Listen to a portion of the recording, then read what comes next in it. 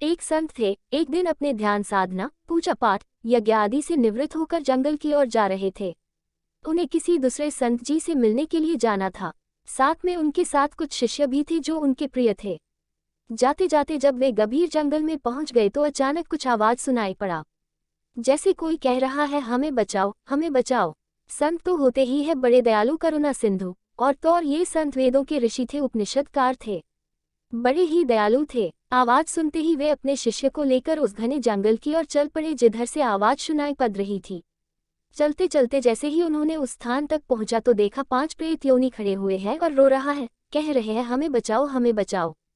तब संत जी ने पूछा, तुम सब मिलके कहोगे, मैं समझ नहीं पाऊंगा, अतः एक एक करके बताओ तुम्हारी समस्या क्या है, कैसे तुम्हारी ये अवसथ्या हुई, पूरा विस्तार से बताओ।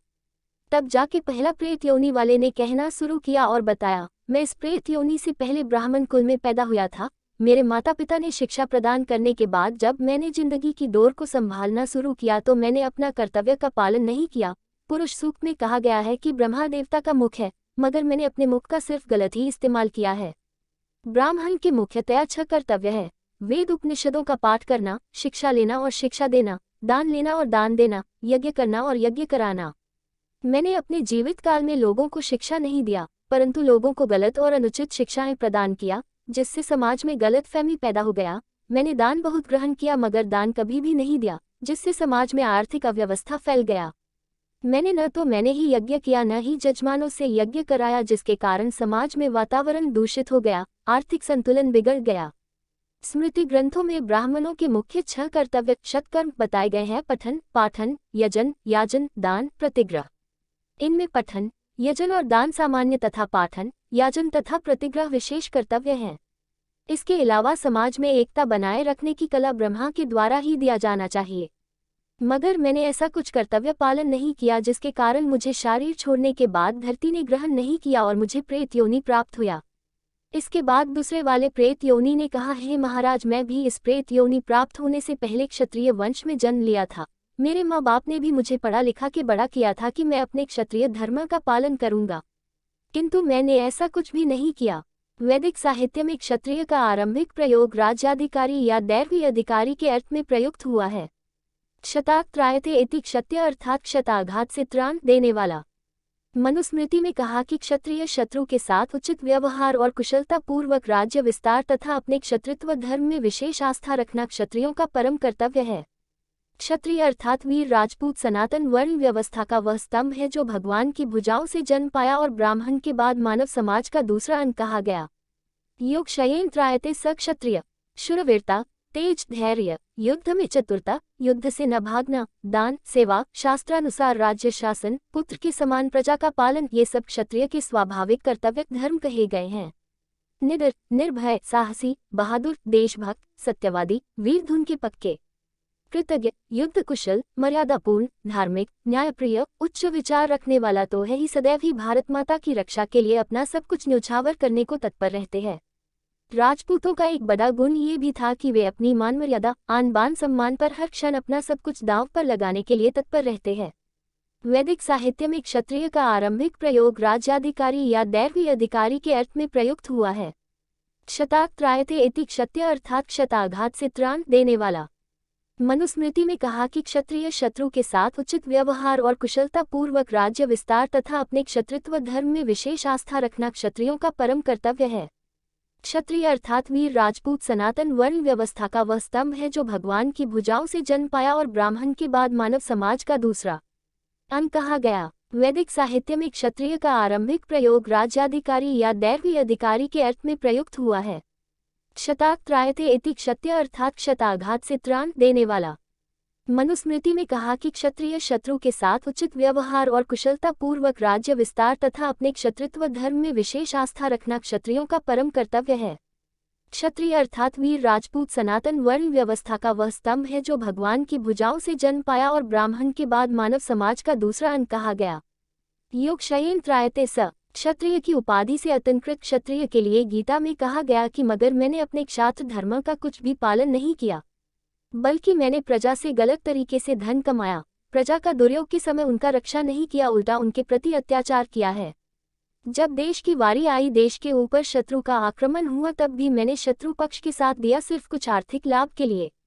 मेरे जीवन काल में न तो मैंने देश की रक्षा की है, न मैंने प्रजा की रक्षा किया है, मैंने सिर्फ मेरा ही सोचा। इसी के कारण मुझे भी शरीर छोड़ने के बाद धरती माता मुझे भी स्वीकार नहीं किया और मैंने प्रेत योनि को प्राप्त हुआ हूँ। इसके बाद जो प्रेत योनि अपना विवरण देने लगे, वे भी एक ही सुर में कहने लगे कि उन्होंने किसी वैश्य वर्ण के घर में पैदा हुआ था। खुशहाल जीवन की बात करें तो उसके लिए सबसे पहले यही विचार आता है कि दौलत की कोई कमी न हो। इसके लिए जरूरी है परिवार की आर्थिक स्थिति मजबूत हो। इस तरह जब धन या अर्थ की बात आती है तो यहाँ वैश्य धर्म और कर्तव्यों का पालन सुखी परिवार की जरूरत बन जाता है। किंतु वैश्य धर्म के पालन का संबंध धन के नजरिए से ही नहीं बल्कि अन्य स्वाभाविक गुणों को व्यवहार में उतारने से है। वैश्य धर्म के पालन से पहले ये जानना भी जरूरी है कि असल में वर्ण व्यवस्था के मुताबिक वैश्य के गुण क्या होते हैं। वैश्य की खूबी होती है जरूरत के मुताबिक खर्च करना यानी मितव्ययता, और धन का सही जगह उपयोग करना यानी सदुपयोग। वह दूसरों को नुकसान पहुंचाए बगैर बुद्धि के सदुपयोग से लाभ पाने की मानसिकता रखता है यानी व्यापारिक स्वभाव की बात करें तो वह बहुत ही सभ्य, व्यवहारिक और मिलनसार होता है। उसकी बातचीत इतनी मिठास से भरी होती है कि सुनने वाला और देखने वाला मंत्रमुग्ध हो जाए। उसके व्यवहार में विनम्रता होती है, वह दूसरों को पूरा सम्मान देता है, वह सच बोलता है। वैश्य के द्वारा कृषि, गोरक्षा और वाणिज्य व्यावहारिक जीवन में हम लक्ष्मी की प्रसन्नता चाहते हैं, लेकिन वास्तव में लक्ष्मी तभी खुश होगी जब आप परिवार के हितों के लिए धन की बचत करने के साथ वैश्य के स्वाभाविक गुणों को भी जिंदगी में उतारें। हर गृहस्थ को वैश्य गुणों को भी अपनाना चाहिए ताकि परिवार की जरूरतों को बिना किसी अभाव के पूरा किया जा सके। मैंने इन सब धर्मों का कुछ भी पालन नहीं किया, बल्कि मैंने खाने पीने में बहुत मिलावट किया, लोगों को झूठ बोलना, छल कपट से धन कमाना, जरूरतमंदों को सहायता नहीं किया। अपने गोदाम में अनाज रहते हुए भी मैंने गरीब दीन दुखी को सहायता नहीं किया। मैंने वैश्य धर्म का तनिक भी पालन नहीं किया, जिसके कारण मुझे भी शरीर छोड़ने के बाद धरती माता ने स्वीकार नहीं किया और मैंने भी प्रेत योनि को प्राप्त हुआ। इसके बाद चौथे प्रेत योनि की बारी आई। उसने भी अपना विवरण देना शुरू किया और कहा, मैंने भी इस प्रेत योनि से पहले एक शूद्र परिवार में जन्म लिया था। मेरे माँ बाप मुझे भी शिक्षा प्रदान किया था, मगर मैंने भी अपनी जिंदगी के बागडोर खुद संभालना शुरू किया, तो मैं भी अपने शूद्र धर्म का पालन नहीं किया। मुझे ब्राह्मण, क्षत्रिय, वैश्य की सेवा करनी चाहिए था, मगर मैंने अपना समय सिर्फ आलस्य में, लोगों की निंदा चुगली में, दूसरे की चर्चा में व्यतीत किया। मैंने अपना समय प्रमाद में, चाटुकारी में बिताया। जब देश में विपर्जय आया, मैंने आलस्य में सोया रहा, किसी की भी सहायता नहीं किया। मैंने ब्राह्मण, क्षत्रिय, वैश्य सब के बारे में एक दूसरे से चुगली निंदा करता रहा। ब्राह्मण का चर्चा क्षत्रिय, वैश्य से करता था, क्षत्रिय का चर्चा ब्राह्मण, वैश्य से करता था और समाज को भटकाया रखता था। मैंने एक नागरिक का धर्म भी पालन नहीं किया था। खेती, पशुपालन, गोरक्षा जैसे महान कार्यों में भी मैंने अपना सहायता नहीं किया। और मैंने अपने माँ बाप, गुरुजनों का भी सेवा नहीं किया, जिसके कारण शरीर छोड़ने के बाद धरती माता ने मुझे भी स्वीकार नहीं किया और मैं भी प्रेत योनि को प्राप्त हुआ हूँ। इसके बाद एक दुर्गंध जैसे आने लगा और अंतिम प्रेत योनि ने अपना विवरण शुरू किया। उसने कहा, हे महाराज, मेरा गलती बहुत ही असहनीय है। मैं इस प्रेत योनि से पहले एक कवि था, एक लेखक हुआ करता था। मेरे जन्म के बाद मेरे माता पिता भी मुझे पढ़ा लिखा कर अपना जिंदगी जीने के लिए छोड़ दिया था, इस समाज को सेवा करने के लिए।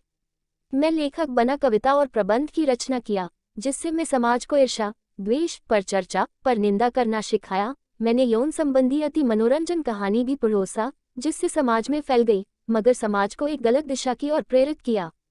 मेरे किताब पढ़ के लोग हमेशा भ्रमित ही हुआ, जिसके कारण समाज में अराजकता फैल गई। घर घर में निंदा चुगली का खेल शुरू हो गया।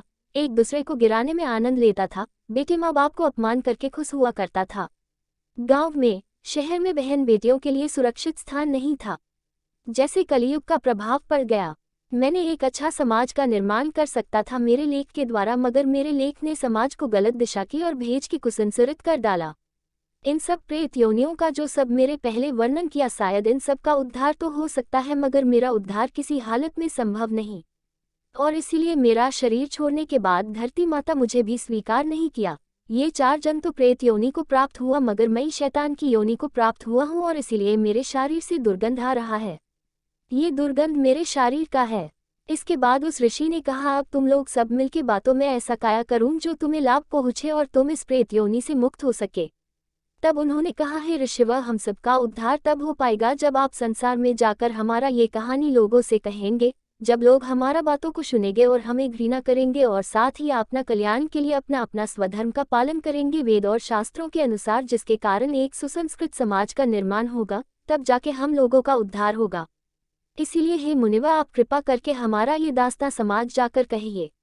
मुझे नहीं मालूम उपनिषद के ये ऋषिवर के साथ ये घटना हुई थी या नहीं, मगर इस बात को अब जरूर देखा जा सकता है हमारे इस समाज में। हमें मीडिया के माध्यम से, सिनेमा के माध्यम से और कंप्यूटर के माध्यम से हम क्या क्या नहीं परोसते हैं, जिसके कारण हमारा ये समाज एक भ्रष्टाचार, दुराचार, व्यभिचार, अत्याचार से भरा हुआ है।